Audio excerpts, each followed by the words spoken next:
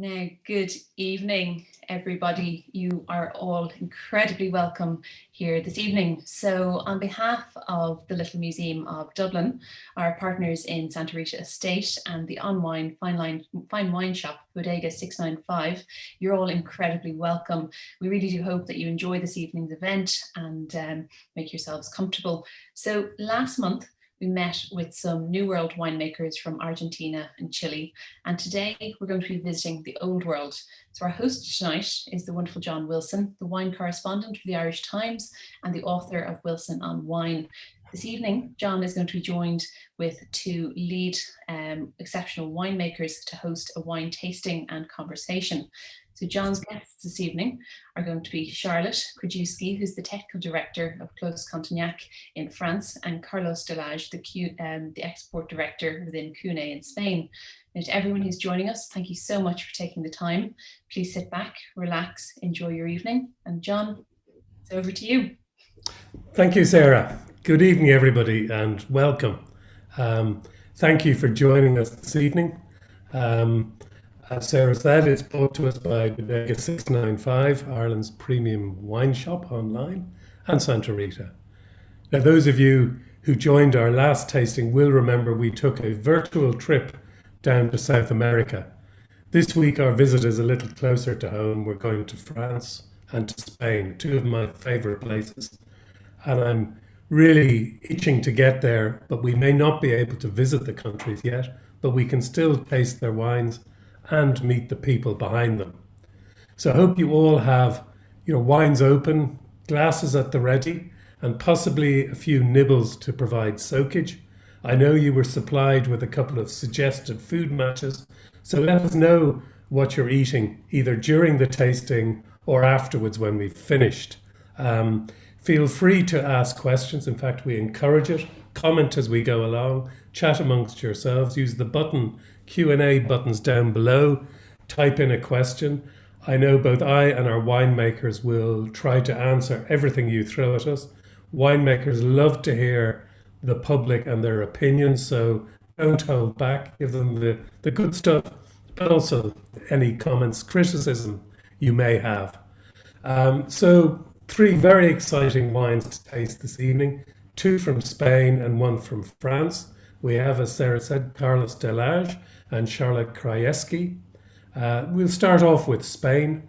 To me, one of the most exciting wine countries over the last decade, because the country's been on a journey of rediscovery. I called it the old new Spain or the new old Spain, because these are regions and grapes that are new to us, but they've been around for centuries. And the first wine we're going to taste had its heyday back in the 11th century, first of all. Sadly, the 19th and 20th century weren't too kind to it. But I'm really looking forward to hearing from Carlos about it. It's a wonderful region. And then we'll go to one of Ireland's favourite wine regions, Rioja, and taste one of my favourite wines from there. So I'm very excited about it. I hope you are. Let me introduce you to Carlos, who's going to talk to us about Rueda, Verdeco, and then move us on to Rioja. Good evening, Carlos. Good evening, John. Thanks for introducing myself. And well, thank you for Little Museum and Santa Rita to organize the tasting. And well, let me introduce you. First of all, the first wine we're gonna taste from Spain. It's from the region Rueda. Okay, its brand is Monopole. The main thing here is you see the ring bottle. No, it's quite strange to have such a bottle. But I wanted to put you all in place. No, why we have a ring bottle? No, in Spain. So Monopole brand belongs to a family business. It's called Cune, which I'm probably pretty sure you've heard of Cune from Rioja. But the brand Monopole started in Rioja. And why speaking where we have Monopole Rioja and where we're having this Monopole Siglo XXI, 21st century in Rueda. So the main reason was it's like 15, 20 years ago, we were seeing in Spain that white Rioja sales were slightly declining and Rueda was getting very trendy. And to that moment, we decided to say, okay, well, This is Rueda. It's extremely, well, it's very trendy coming through Spain. So our biggest brand of white wine was Monopol. And well, by the way, Monopol is the oldest white wine brand registered in Spain. It was registered in 1915. So it's a very strong brand. And we use the ring bottle. And the ring bottle was because in Rioja, when Cune was founded in 1879, we were looking to produce wine like Alsace in all those days, okay? So we come to Rueda, bring Rueda to the trend of Spain. And I really like what John said about the old new world, no? That's, I think that will explain very well Rueda. Rueda is a region very close to Madrid in the center of Spain with continental climate. And this Rueda is made from a grape, is 100% Verdejo. Okay, Verdejo is a grape that could be this old new world, what John mentioned before, because we've done a few tasting internally, and some people even confuse it with a bit of a Sauvignon Blanc, no, from New World.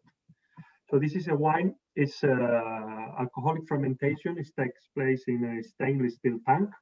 We try to have, for us, extremely important, try to avoid oxidation. Okay, so how do we avoid oxidation? We do harvest during the night. Okay, we harvest during the night. Being in the center of Spain, that means we have a continental climate. So harvest started in 2019, started the 3rd of September, which means that during the day, we could have temperatures probably around 25, 30 degrees. So that could oxidize the grape during harvest. So we don't, at 10 in the morning, 10 a.m. in the morning, we stop, we don't do harvest, and we start around 7, 8 on the night. And we do machine harvest during the whole night. So we have continental climate and we have a temperature around 5, 8 degrees during night. So we avoid that oxidation. And then during alcoholic fermentation, we try to have the temperature under control at very low temperature. So what we try to gain is trying to preserve all those aromas of the Rueda and the Verdejo grape. So speaking about Verdejo, what you should be expecting? No, what are we looking on a Verdejo grape? For me, the most classic thing what I get from the Verdejo is that tropical notes. No, that it's a bit of like herbicide, but more tropical note, extremely aromatic. Okay, and in the region of Rueda, this is a wine that is not like drastic acidic. It has very well balanced acidity, and in the region, the locals, I always say the same. Like, what about drinking a 2019 vintage? No, in 2021. The locals, they start drinking the 2019 vintage now. They always rather to have a wine a bit in bottle because they want to have that acidity balance, and that's what they're looking. So it's a wine that will last in bottle for 3-4 years easily. So for me, I don't see a rush on drinking this wine.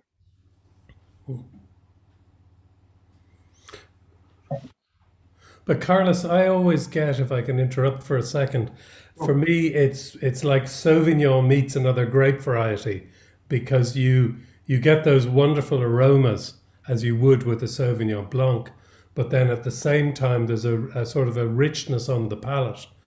That's I don't want to use the word Chardonnay because it's not like a Chardonnay, but it has this lovely pear fruit that actually makes it's a great wine for drinking with a lot of different foods. Would you say? I completely agree. And that's why the success of the Rueda region in Spain, you have to realize that in Spain, well, I'm sure all of people seeing us, many of them have come and visit Spain for tourism. And what is our way of living? No? When we go out with friends, we normally have tapas. No? Tapas means we're going to sit down or stand up on a place and we're going to have 5, 6, 8 different tapas, no, at once. And you don't have 6, 7, 8 different type of wine with each tapa. So you need to find, as for example, a crianza, no, in Rioja has very versatile, not to match all those kind of food. That's why crianza Rioja is the biggest category, and that's why Rueda is the biggest category in, I would say, in Spain, because it has that capacity to match those kind of food. What will I drink? What I will eat with this? One of the most difficult things to match in wine sometimes is vegetables. I will recommend some kind of vegetables, so stew, red peppers, that will go perfect. But personally, what I really like is a bit of pasta, or even some paella, chicken paella or rabbit paella. That will go very well. And what I do at home sometimes is, and that's why I recommend this wine to be drunk at home. When you cook at home, at least myself, I always open a bottle of wine while cooking. Otherwise, why would you be cooking without a bottle of wine? So you need to have a bottle of wine, a glass of wine that drinks well, you enjoy the wine by itself, and then the food comes to the table, and you have to be able to keep drinking this wine. So that's what you were mentioning, John, about that mouth feeling, no? That white fruit, I can say. That style, that's gonna, and that with very good balance acidity, that's gonna help to have your meal, no? With. So it's a wine that you can drink it while cooking and then bring it to the table. My predecessor in the Irish Times had this fantastic phrase of an all-purpose wine, that you could have it by itself, and if you were in a restaurant or somewhere like that with people having different dishes, you could drink it with it. And I think Verdeco fits that. And I'm going to try it because I have in the fridge, I made some crab salad, crab mayonnaise earlier. And then I have some chicken with Mediterranean vegetables, peppers and aubergine. So I'm going to try it with the red wines, but actually I think it'll go really well with the white wine as well. Yeah, completely agree. That is a thing that is like a topic. No, it's white wine for fish and red wine for meat. I think we should also be, all of us, no, everyone has to be a bit more open-minded. For example, the second one we're going to have is the Contino. I love it with cod. We have a very classic meal. It's a cod. It's a cod with with tomato sauce. It goes beautiful. I'm not the only one having it with crab. There's somebody else doing it as well. Wow. I'm sure you will enjoy it. Yeah. Yeah, I hope so. Well, I have to say, I mean, I've been to Rueda a couple of times, and compared to the other two places we're visiting, it's not quite as beautiful, but it has fantastic food, fantastic beans. It's noted for that, and it's a lovely region to go on your way up north from Madrid, because it's 2-hour drive north of Madrid, and well worth visiting for the wineries, I think. No, yes, it's one of the places to visit, and you can see more and more interesting things going in Rueda. No, you find more. Well, other producers are producing beautiful wines, and I always recommend people to try new things from Spain. It's extremely interesting what's going on. And for example, you have regions like Valdeorras in the Galician country up north. People always think about the Alvarinho, no, from Rías Baixas, which is great. It's beautiful. But next to it, in England, we have a Valdeorras region, which is also beautiful wine. So I invite everyone to discover new regions from Spain and all these new trends coming through. And I find it extremely interesting. Carlos, could you move a little bit closer to the microphone? Apparently, it's hard to hear. Sorry, I apologize for that. No problem. Okay, somebody's saying cold meats, hummus, cocktails, sausages, cheese. I think perfect with manchego and Iberico, don't forget that one. Iberica. God's gift to mankind, I call Iberica. But I don't think you don't find Verdeco anywhere outside of Rueda, really, do you? Well, you find a bit in La Mancha, in South Spain, but Verdeco is not from Rueda. Rueda is the category. It's the biggest category of white wine in Spain at the moment, and I think it's going to stay there. It's going to stay there because capacity, the style of wine. And you see, it's one of those regions that people ask for by the glass in Spain on the tapas bar. They go, "Can I have it Rueda, please?" So it's probably, I don't know, I will say it's more strong, the Rueda brand than the Verdejo grape. Okay, so it's the region they know rather than the grape variety. Yes, even sometimes you find in the wine list, you find a Rueda, and you don't have what is made from the grape. So Rueda, I would say, is the biggest brand. Yes. Yeah. Okay. Thank you for that. just going back, it was in the 11th century. Um, after the Moors were pushed out of the north of Spain, it was the sherry of Spain and was the most popular wine in the royal court. Verdejo was for centuries. So it has a history going way, way back. I think it's a noble wine. We should be drinking more of it here in this country. We know all about Albarino here. So another crab clause on lamb's lettuce. There are some very fancy dinners coming on here. Well, I'm not sure what I'm waiting at home, what I have waiting. Okay. Now somebody's asking any advice how I should taste a wine. Is it any different to drinking a wine? Well, if my wife were here, she will be saying, this guy here, this gentleman here doesn't know how to drink wine. He's only tasting wine. Because one of the things, tasting wine is a very personal thing, okay? Just to start with. Personally, what I do is, and this is I always get, my wife jumps on me all the time we go out. When I always look at the wine. I remember when I started, well, my mom is a winemaker, and she was always saying to me, Carlos, don't put your nose, just look at the wine, look at the color. No, the color of the wine is going to tell you lots of things of the wine, in reds and whites on both.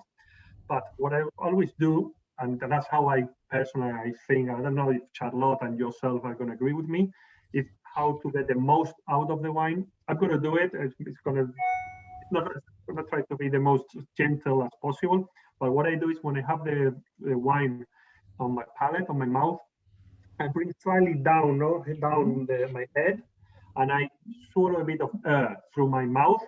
So I get the whole expression and the whole flavors in my palate. So that's how I personally do it. Yeah. And it's not the right thing to do in a restaurant. That's why I get... Yes. Yeah, people tend to gurgle. Wine tasters tend to gurgle a little bit to let the air into the wine. And a couple of times at dinner parties, I've had people looking at me very strangely, and then I realize I'm gurgling again. So there is no difference. All you want to do is get the most out of your wine. And wine is there to be drunk and to be enjoyed with friends. So completely agree. And I want to send a message to everyone. And that's what I keep saying to my friends and my colleagues. It's like, we have to drink wine. If you want to become an expert, it's all about drinking and tasting wine. There's no other way. You need to taste, and keep tasting, and that means keep drinking wine. And don't be afraid of.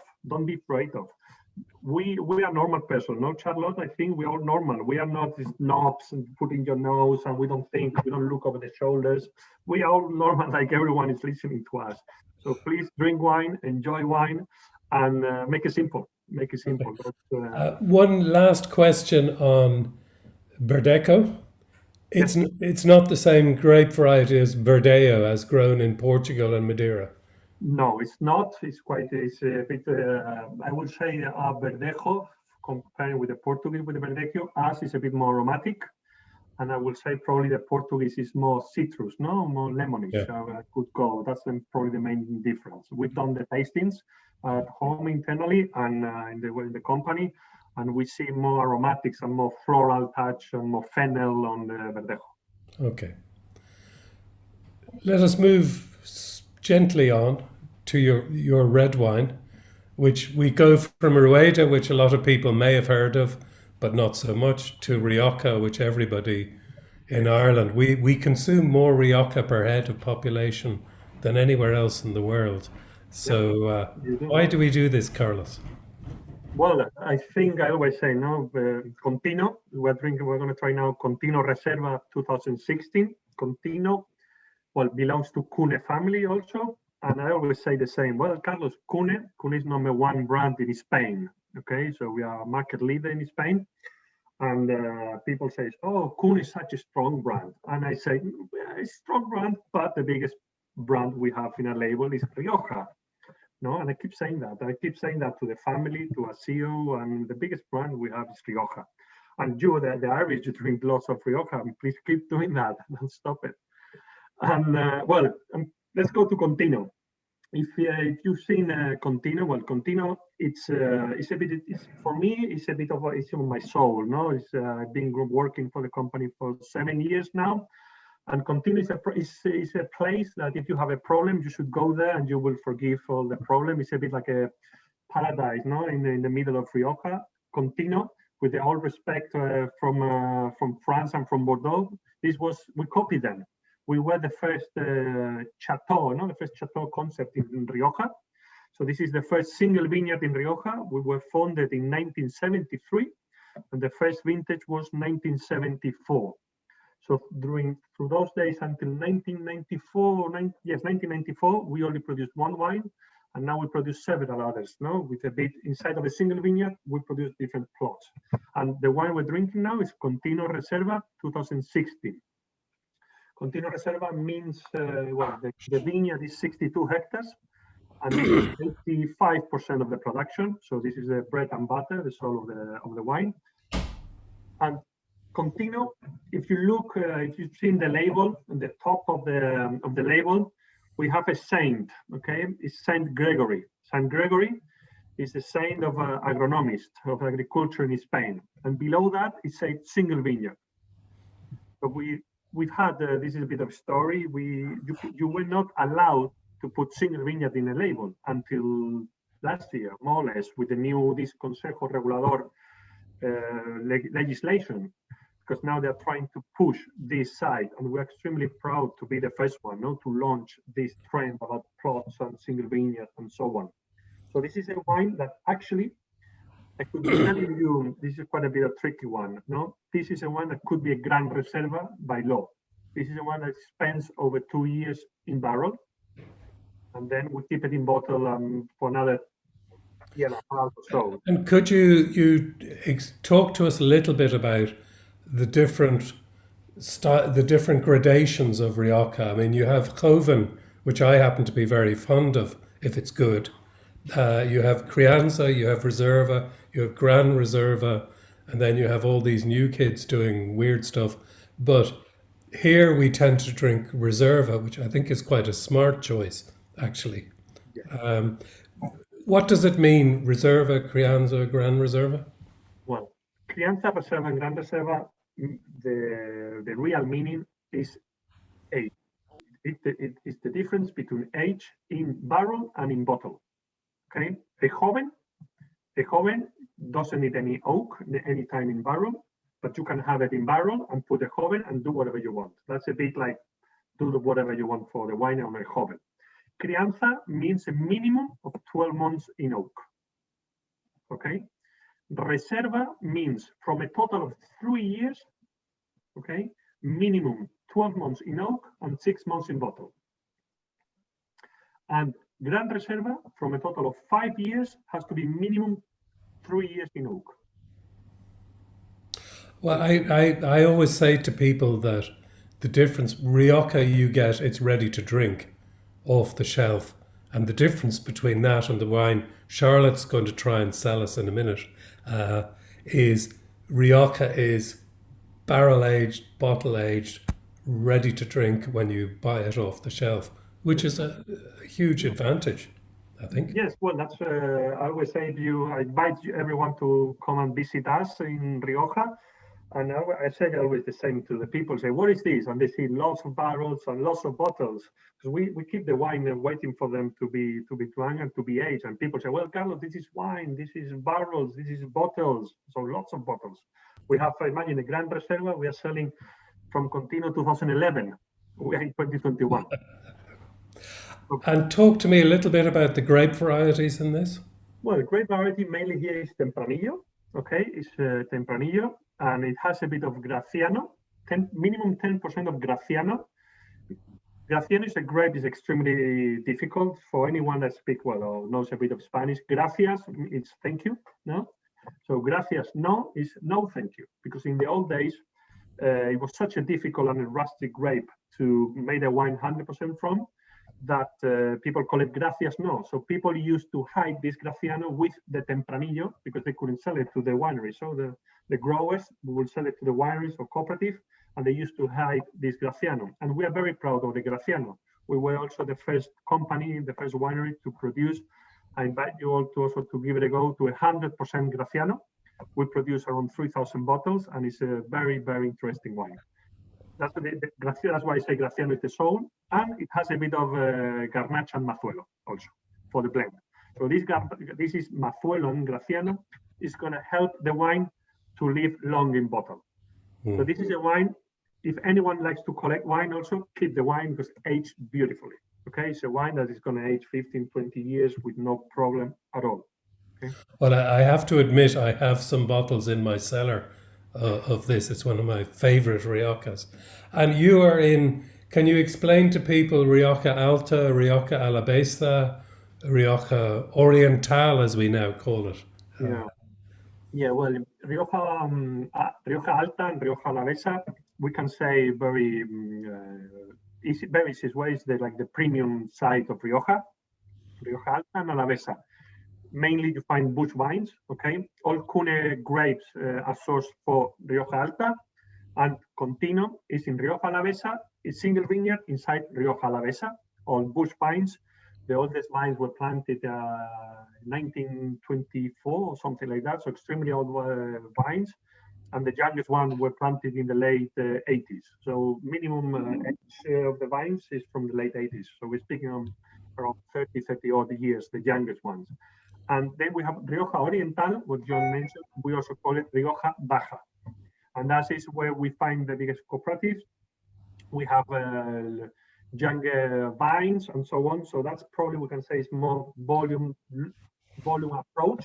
When Rioja Alta and Rioja Alavesa, we have less yields and all the vines in somehow. No? Okay.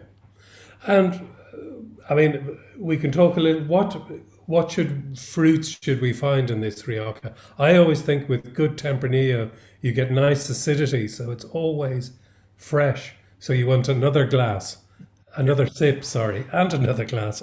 But you get black cherries, you get the oak, but it's there in the background. But you get this, how would you describe it, Carlos? For me, I find lots of fruits. For me, is my suggestion, what I said before, when you taste the wine, always look at the wine. This is a Reserva, and look at amount. This has a massive amount of colors. So this is going to tell you have lots of fruit. Okay, for Reserva wine from Rioja. For me, I get some red fruit. Okay, but I get lots of black fruits, also blackberries, and then personally, what I really like from this wine and what really gets me in love with this wine is the white pepper. If you pull your nose inside and on your palate, you get that white peppery touch that makes the wine extremely elegant. And you get the Graciano coming through. And how the Graciano comes through? With a bit, this is slightly more difficult before putting your nose or tasting the wine. Think about the balsamic note on top of your mind, no? Before jumping. So you think on your mind about the balsamic, a bit of eucalyptus, and then try and go and find it into the wine. And that is what the Graciano is going to give, that fresh and balsamic touch to the wine, which makes it extremely interesting. Yeah. Well, I can see how it's so popular here in Ireland because it's smooth. The oak has taken the edges off it, so there are tannins there, but it's so easy to drink.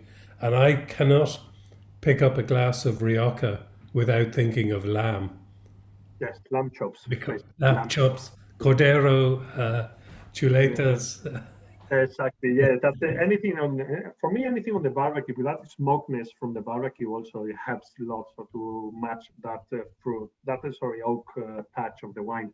And I remember when I started working in the company, Victor Urrutia, as CEO, the 5th generation of Cune. He said to me one day when I started, he said, Carlos, in this company, we make wine. So an excellent wine for us must have two things, especially. It has to be easy drinking when we release it.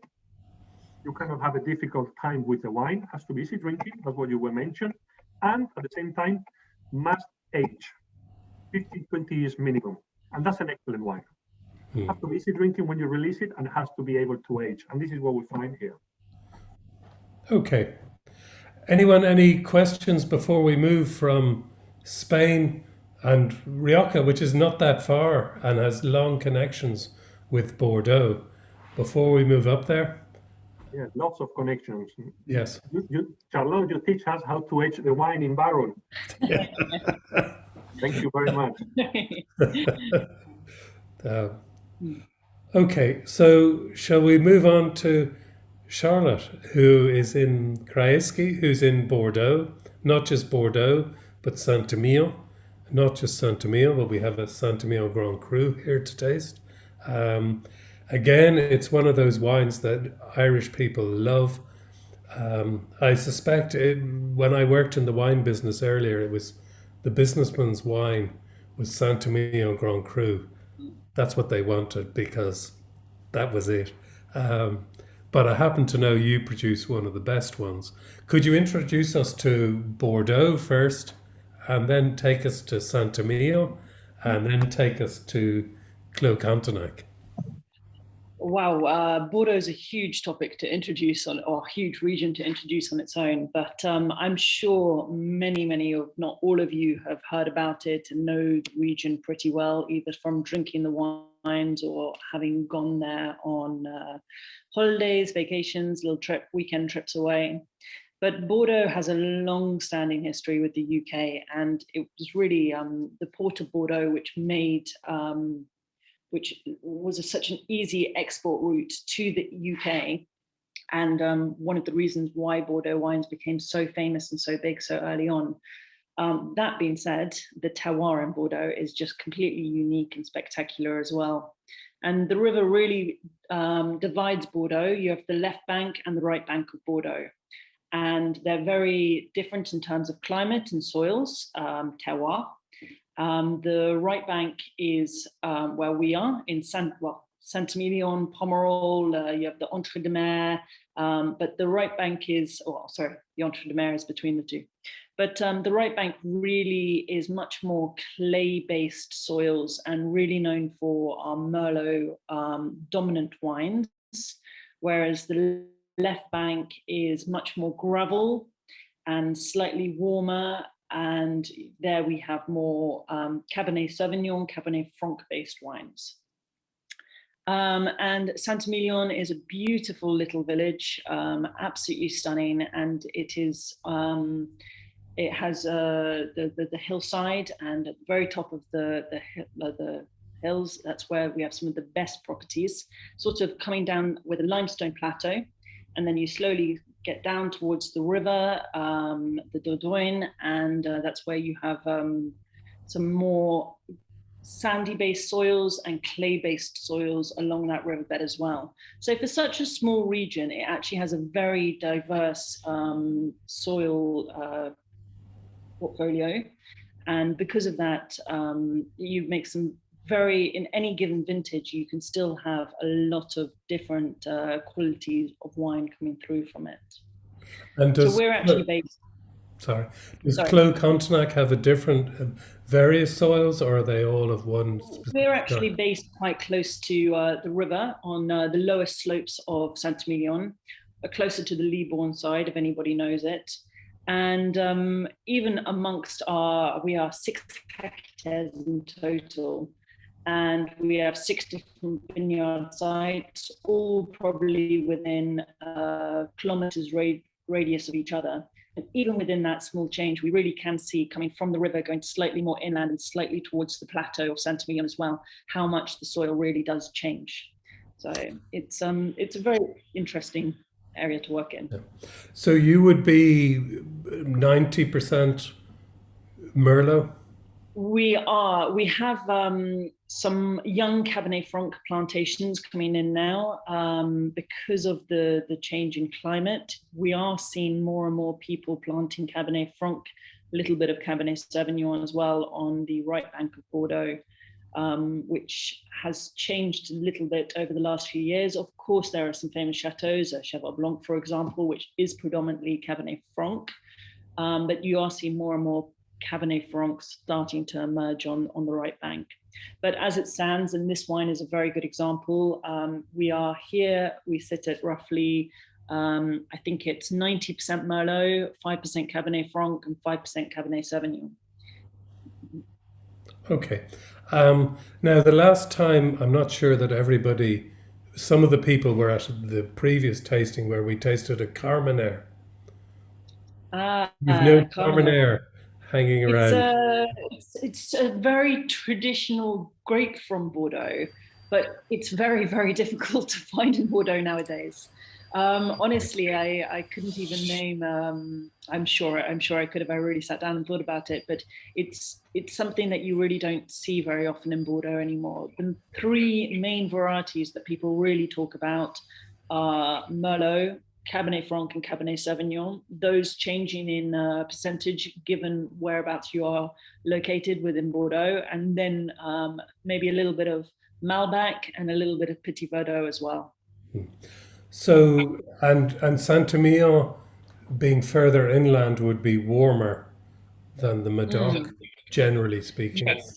Um, Yeah. But we have so many little microclimates, between you look at Saint-Emilion to Pomerol, which is probably what they border each other. And Pomerol is significantly warmer than Saint-Emilion. But yes, it is generally speaking warmer and slightly drier as well. Okay. Can you talk us through the wine? Yeah, so this is actually, if any of you are not familiar with, sorry, it's not a very good, there you go. If any of you are not familiar with the property, Petit Cantenac is actually the second wine of our property, Clos Cantenac being the property and the name of the first wine. For me, the 2016 vintage really over-delivered, and looking at this now, it's actually surprising that you can call it a second wine. I think it's very big, robust, round. I mean, taking Carlos's advice as well, you look at the color straight away, it has that deep, inky crimson sort of color to it, and beautiful cassis and red cherry on the nose. It's still an absolute baby, and I'm not sure if any of you had the foresight to cant this earlier, but I think it probably would have actually appreciated a little bit more time, or give it a good swirl while it's in your glass. But at the same time, speaking exactly, following on from what Carlos said, it is so important. Wines nowadays, the Bordeaux has this tradition that the wines are made to last for so long. And of course, I want to respect that tradition, and a great wine should be able to last for a long time. But also people are getting, impatient. We don't live in the same world that we used to. Not many people have huge cellars and store places to store these wines for a long time. So for me, it's really important, and especially for a second wine, that this is a wine that can be drunk young, but also appreciated years and years and years. Well, I think if I can say my piece, I did open mine earlier. I didn't decant it, but I think it has this classic Bordeaux of the cassis you mentioned. There's plums, which is Merlot, but what you get is that touch of leather, touch of spice, and then these very fine tannins. So it's a dry wine. It's not a wine to glug out on the patio on a summer evening. It's a wine to have with food. It's a food wine as well. Yeah, definitely. Yeah. I think most of Bordeaux pairs very well with food. And talking about what everybody's got in there or eating right now, I'm a bit sad that I don't have Carlos's wines with me. I was very salivating while you guys were talking about those earlier. But I've actually got a lamb stew waiting for me after this, which I think will pair very nicely with this as well. Well, lamb is one of those things that is Bordeaux almost, isn't it? I mean, roast lamb. And actually, I think with the Cabernet touch, actually, if you're vegetarian, with red peppers. So I've got a bed of red peppers underneath my chicken that I think is going to go really well with that Cabernet element. It will also go well with the Rioja element, I think. I hope.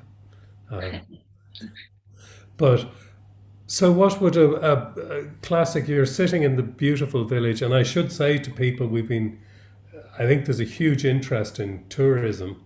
Rioja is an amazing place to visit. If you go to Haro or somewhere like that, it's brilliant. Bordeaux, I've been in this business a while. I remember when it was an awful place to visit. Bordeaux is one of the most wonderful cities, and Saint-Emilion is a step up. I wouldn't go there midsummer because it's a bit too busy, but in spring or autumn, it's an amazing place, beautiful town. I've got to say, rather selfishly, and probably one of the only few advantages of this last year is that going to Saint-Emilion this year has been an absolute pleasure and so special. And of course, everything is closed and that you can't stop for a coffee or a glass of wine. But to wander around the village without all of the tourists has been the most amazing experience. And yeah, I feel very privileged for that. Good. And how long have you been working in Bordeaux, Charlotte? So the property is in fact a family property, and we purchased this. My father's been in Bordeaux for a long time and has a long history here. But we purchased Clos Cantenac in 2007. Before that, the family who had owned it had it for hundreds of years, but had actually were selling the fruit each year. But they kept the winery, which was a very old shed, and that's what we purchased. And we kept the name and the original vineyards as well, and have slightly expanded since that. I only finished high school in 2006, but I went to study winemaking in 2007. And then I went off and did my own thing for a long time and traveled around the world and lived in New Zealand for 6 years. And my father called me in 2015 saying that the winemaker had left and I needed to come back. I wasn't quite ready to be full-time based in France, but I came from 2015 to 2018. I came for 3 months for the harvest each year. And then in the end of 2018, I moved here full-time. So, okay. Can I ask you the question, because with Saint-Emilion it's particularly important, is what does Grand Cru mean? Grand Cru, it's I'm sure many of you have heard about the 1855 classification that happened in Bordeaux, and a lot of people refer back to this. It actually means nothing for Saint-Emilion. That classification was for the left bank. Saint-Emilion has a totally unique classification. So you have just the Saint-Emilion wines and then Saint-Emilion Grand Cru. After that, you have Grand Cru Class A, Grand Cru Class A B, and Grand Cru Class A. And of the A category, there's only 4. B, there's a few more, and it sort of trickles down from there. And it's all about everything in Bordeaux or France is very restricted, but there are different restrictions as to the quantity of grapes you can take from your vineyard every year, the amount of time it has to spend in barrel, in the cellar. There's a lot of different classification regulations that come into it. But on top of that, there's the tradition and where you're based. It talks about the chateau as well, and various different things. And every 12 years, they actually review the classifications, and you may be able to move up. Very few people actually ever move down, but there is the little bit of leeway both ways. But there is very little movement that actually happens, I think, as well. So it's quite a political thing. I think it's fair. I was trying not to go that way, but it is very political. Okay, well, we're going to move back. We're going to finish up now. But with you, Charlotte, I'll go to Carlos in a minute. You're sitting there with a bottle of your Petit Cantenac. You don't have to cook your lamb stew. Somebody's cooking your dinner for you. What is your perfect match? Would you age the wine for 4 or 5 years first? And what food would you have with it? I mean, looking at this wine tonight, I think it is tasting beautifully right now, but it does need a little bit of air to go, or to open it up, to decant it an hour or two before drinking it.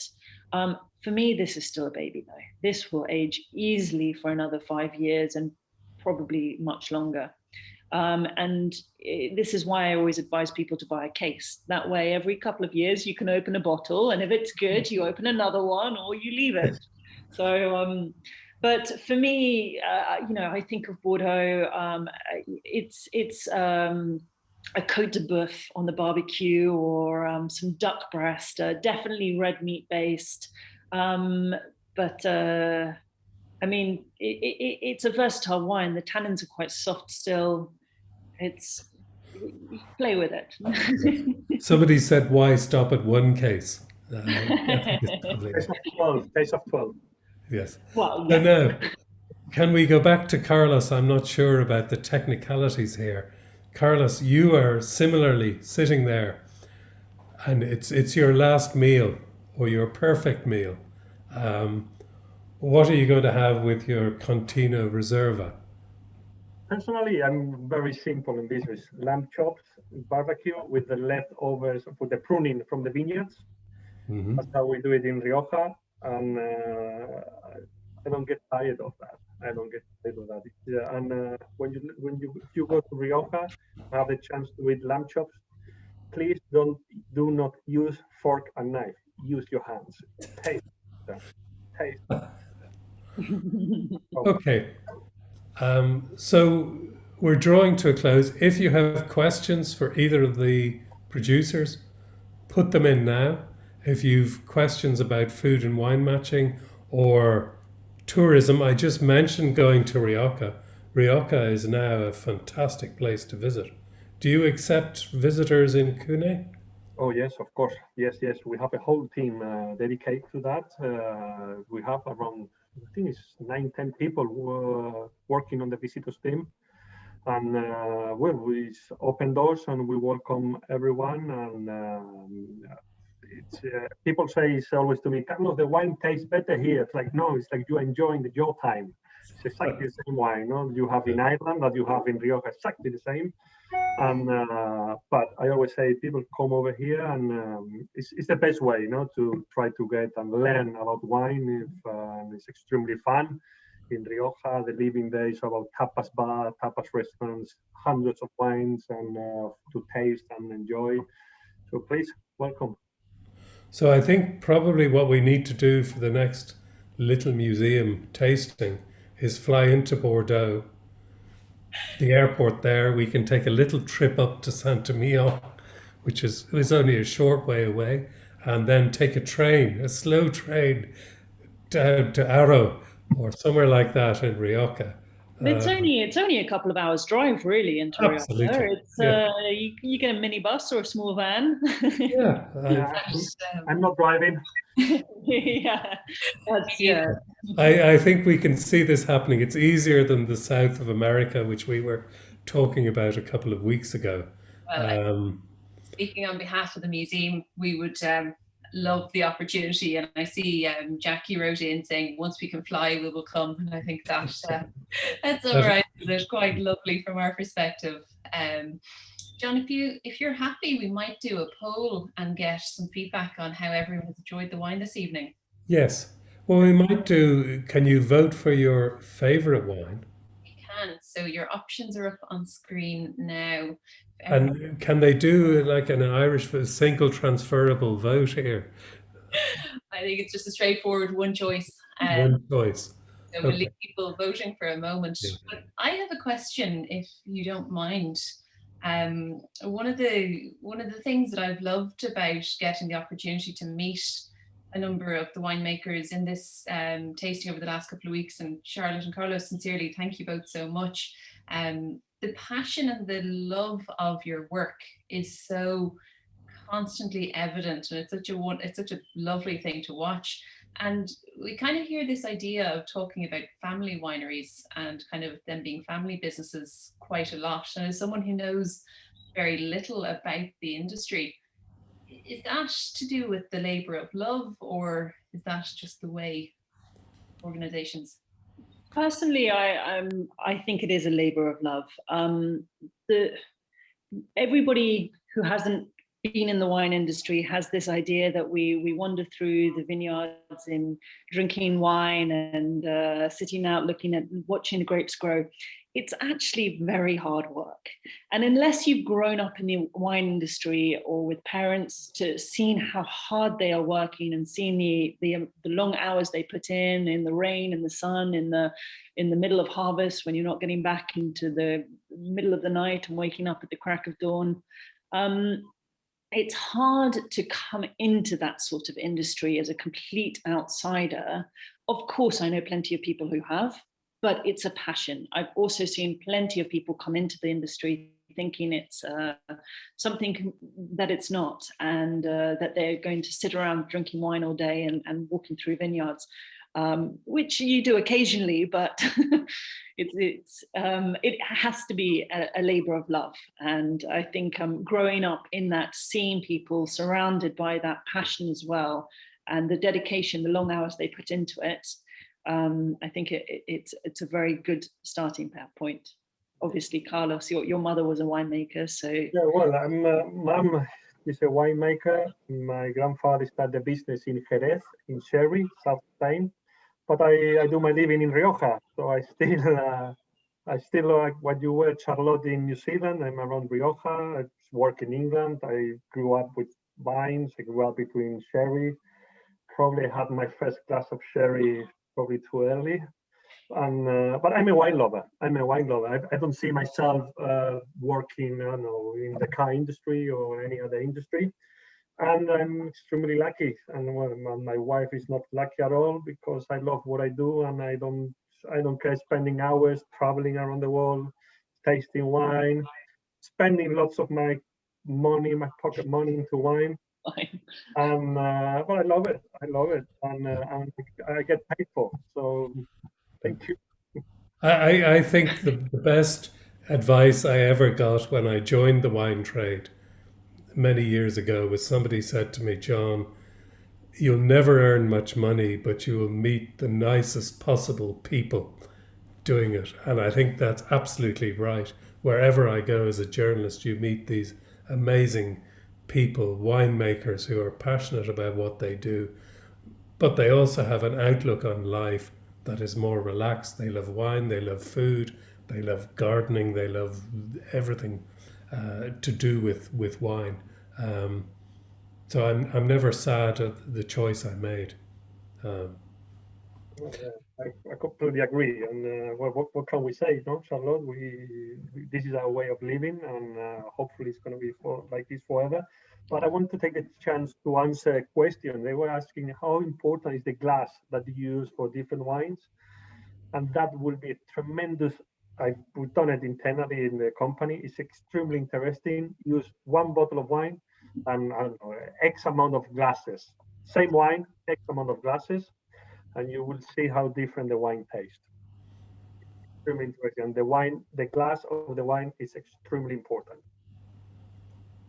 And what would you drink your Contino Reserva with? We have normally it's very standard Bordeaux glass. Normally very similar. I think it's very normal shape, and we work with Salto, with different brands in the company. And but it's we also have Janssen Robinson's glasses. We distribute them in Spain. So good wine has to go with good wine glasses. That's for sure. I would say the same. Have a few very good ones for your special wines, because they break easily and they're not inexpensive.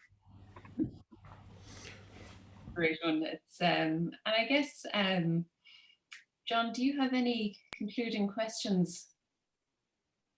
No, I don't think so. I think the glass is very important. I think the temperature of the wine, which Ed sent around an email before, not too warm, 19 degrees, really makes these wines. I kept them in an unheated room overnight. I think we need to do everything we can to make these people's wines taste even better than they are. No, all I would say, we've been to 3 of my favorite areas this evening, so I'm a very happy camper here. I'm just dying to find out what's the favorite wine. Absolutely, very happily. Katie and Philip, who are joining us, have made a comment that they really wish they could have voted twice. Thank you to you both, and that they'll see you in 2022.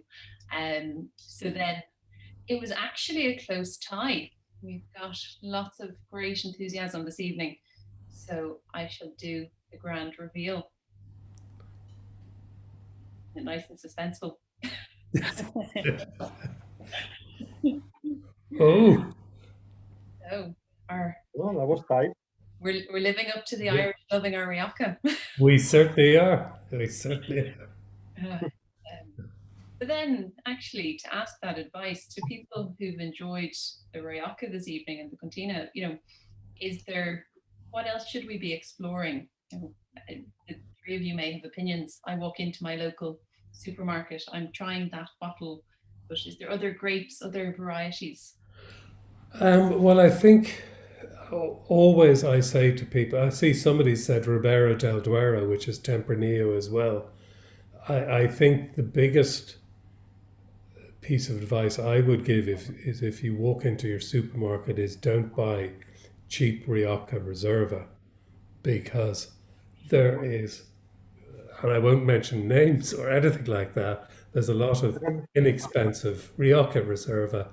And what they do there, when you get a really good wine and you put it in oak and age it, it smooths it, it matures it, and you get a wonderful wine.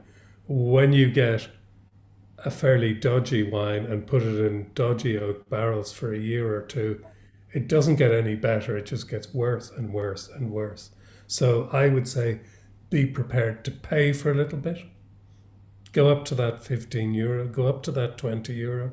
You will be amazed. And I know it's hard on people, but you will notice the difference.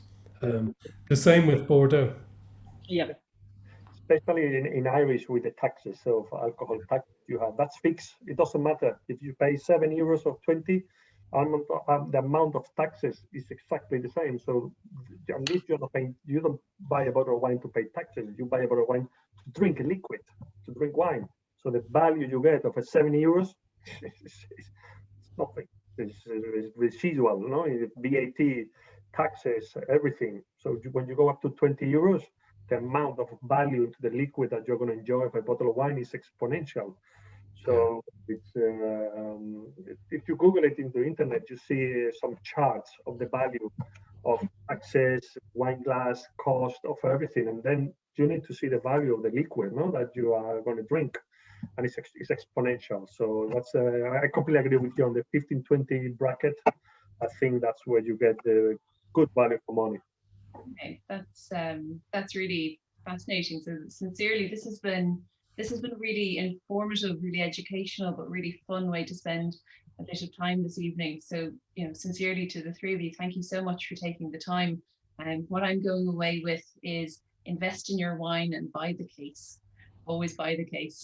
It's a life lesson I will take with me going forward. So to everyone who has joined us this evening, we will circulate a link from this evening if you'd like to watch back and go through the tastings again in the days ahead. But for now, this has been the first time that the Little Museum has hosted a wine tasting, and so to Santa Rita and Bodega695, sincerely thank you so much for making it possible. John, it's been truly wonderful having you hosting us here for the last couple of sessions. So to John Wilson, thank you. Thank you. Incredibly much. And then our two winemakers this evening, thank you both for giving the time and sharing your skills, your knowledge and your enthusiasm. Charlotte, Carlos, it's really been an absolute pleasure. And to all of our guests, thank you all so much for taking the time, and we will see you in the museum hopefully soon. Good evening. Thank you. Good evening. Thank you. Absolutely. Thank you.